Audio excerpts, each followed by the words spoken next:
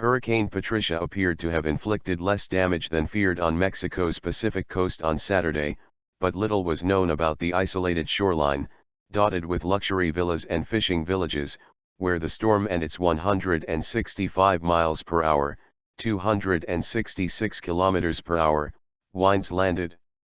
Thousands of residents and tourists had fled the advance of the storm, one of the strongest in recorded history, seeking refuge in hastily arranged shelters. There were no early reports of deaths and it appeared major damage was averted as Patricia missed tourist centers like Puerto Vallarta and the major cargo port of Manzanillo. However, phone lines remain down where the storm hit in Cuixmala, the site of one of Mexico's most exclusive getaways located between Manzanillo and Puerto Vallarta, and it is unclear how bad the situation could be there. Mowing down trees, flooding streets, and battering buildings, Patricia hit land as a Category 5 hurricane on Friday evening before grinding inland. It moved quickly but lost power in the mountains that rise up along the Pacific coast and was downgraded to a tropical depression on Saturday morning as it headed through central Mexico. In Puerto Vallarta, where 15,000 tourists had been hastily evacuated on Friday night, hotel workers began sweeping up the debris and removing boards from windows, as the sun peeked out of the clouds. The airport opened to start ferrying tourists back home and buses crowded the streets. Away from the more populated areas, however, residents described awaking to a scene of chaos after a terrifying night. "Around my house, the storm ripped up all the trees from the ground," said Eduardo Covarrubias, a restaurant owner in the small town of La Union de Tula, about 125 miles, 200 kilometers, inland from Manzanillo. "It looked really ugly when the storm arrived. Everyone was in real shock."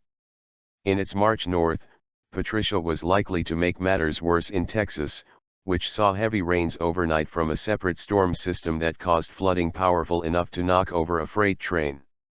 Officials said moisture from Patricia would increase the intensity of rain swamping parts of the state by Sunday. In Puerto Vallarta, most of the evacuated tourists had been able to return to their hotels on Friday night, officials said.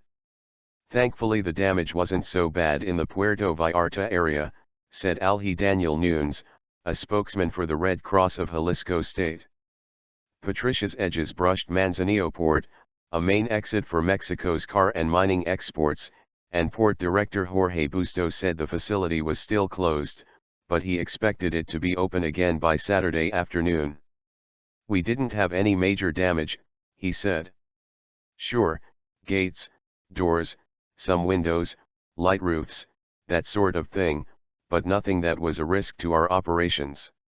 At one point generating sustained winds of up to 200 miles per hour, 322 kilometers per hour, Patricia was the strongest hurricane ever recorded in the Western Hemisphere. Even though it lost some power before coming ashore, it was still a Category 5 storm, the strongest on the 5-step Saffir-Simpson scale. Such storms are relatively rare and are capable of causing devastating destruction. Patricia's ferocious core was relatively small, with hurricane force winds extending 35 miles, 55 kilometers, from the center, the Hurricane Center said. This meant Puerto Vallarta and Manzanillo were spared the worst. The Hurricane Center hit land on Friday evening near the area of Cuixmala, the U.S. National Hurricane Center said. Founded by Anglo-French financier Sir James Goldsmith, the resort at Cuixmala has played host over the years to a colorful assortment of world leaders, musicians, and eccentric billionaires.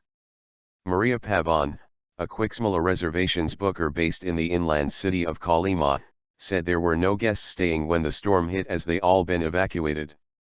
But there was no word yet on the state of the resort. She and colleagues had been unable to make contact as phone lines were down, Pavon said. The area around Cuixmala is sparsely populated, but there are small towns, and it was not clear yet how much damage they had suffered. Once inland, Patricia rapidly lost power.